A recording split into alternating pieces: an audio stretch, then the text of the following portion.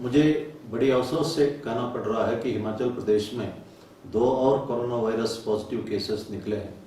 कुल मिला के इस वक्त अस्पताल में 18 लोग उपचाराधीन हैं। हिमाचल में कुल मिला के 35 केसेस हुए हैं। जो कल 2 केसेस हुए हैं, दोनों पंजाब केसरी का दफ्तर जलंधर में स्थित में काम कर रहे थे और उनमें से एक sub editor Jawali sub division में रहने वाला है और दूसरा जो क्लर्क जो पटियाट सब डिवीज़न चंबा में रहने वाला है। ये पहले से ही क्वारंटाइन में था।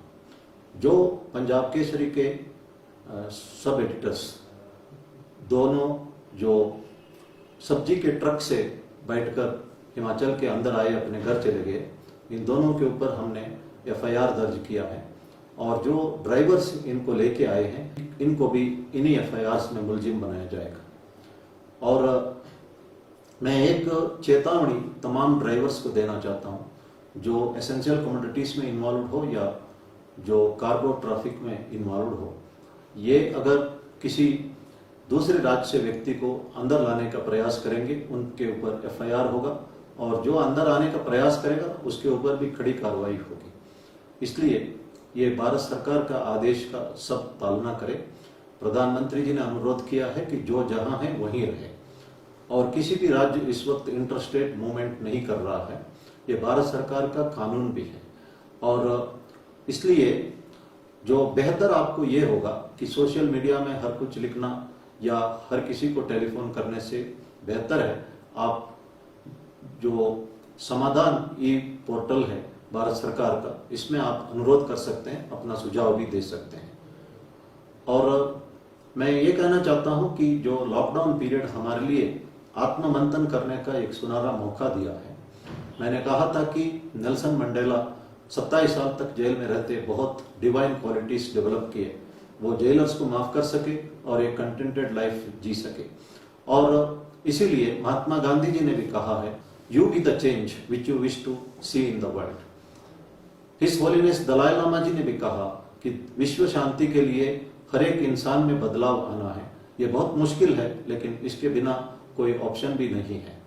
और भगवान सत्य साई बाबा ने भी कहा है, यही बातें डॉक्टर अब्दुल कलाम जो यूरोपियन पार्लियामेंट में कहा है, if there is righteousness in the heart then there is beauty in the character, if there is beauty in the character then there is harmony in home, if there is harmony in home then there is order in the nation, if there is order in the nation then there is peace in the world.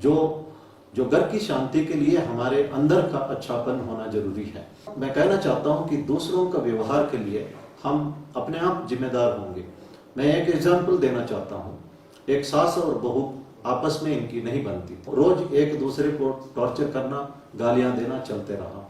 बहू का इरादा बड़ा साफ था, सास चंगी होवे नहीं तो फोटो टंगी होवे। बहू का एक दोस्त था जो जड़ी बूटी बेचने वाला था। बहू सीधा उसके पास गई और कहने लगी कि मुझे एक ऐसी चीज दे दो जो चाय में डालते ही सासू माँ की सांस बंद हो जाए। जड़ी बूटी वाले ने कहा कि ऐसा करोगे तो आप जेल जाओगे, इसलिए मैं एक दूसरी चीज स्लो पॉइजन देता हूँ, रोज चाय में डाल के दे दो, 1 महीने में कमजोर होते तुम्हारी सास मर जाएगी। लेकिन आपके ऊपर डाउट नहीं आना चाहिए, इसलिए सासू माँ से बना के रखे ताकि कोई ये ना कह सके कि बहू ऐसा काम कर सकती है। बहू ने पहला डोज दिया, बहू डर गई, इसलिए सासू माँ को खुश करने के लिए कुछ कदम उठाए। अगला दिन कुछ और तरीके उन्होंने अपनाया सासू माँ को खुश करने के लिए।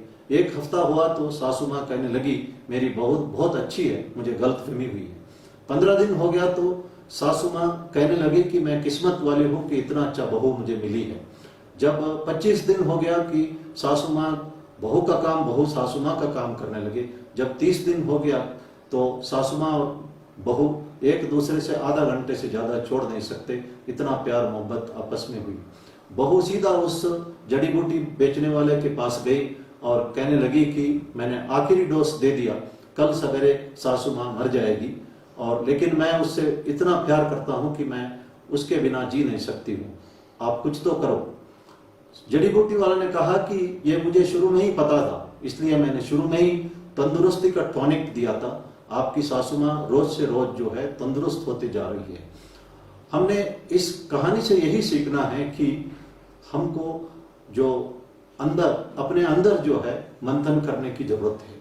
दूसरों का बिहेवियर अपने आप चेंज हो जाएगा।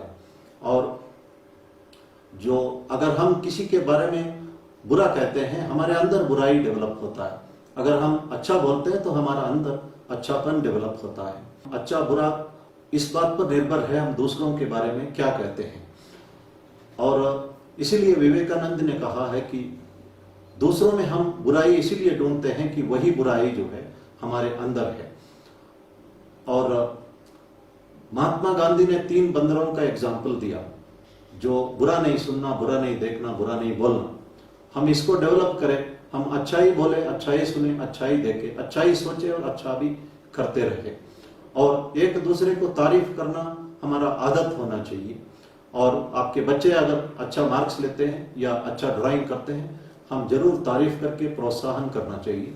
और आपकी पत्नी अगर अच्छा खाना बनाती है और वो खाना आपको अच्छा लगता है तो जेन्युइनली आपको तारीफ करना चाहिए। तारीफ जो है हमारी आदत बनना चाहिए। और ये महामारी का जो लॉकडाउन है हमें एक अपॉर्चुनिटी भी साबित हुआ है अपने अंदर देखने के लिए और अपने आप को सुधारने के लिए।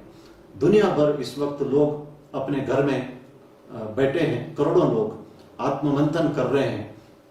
और ये भी एक अपॉर्चुनिटी के तौर पर साबित हो रहा है। और मैं उम्मीद करता हूं कि महात्मा गांधी और भगवान श्री सत्य साई बाबा और हिज होलीनेस दलाई लामा जी ने जो कहा वो सत्य होगा।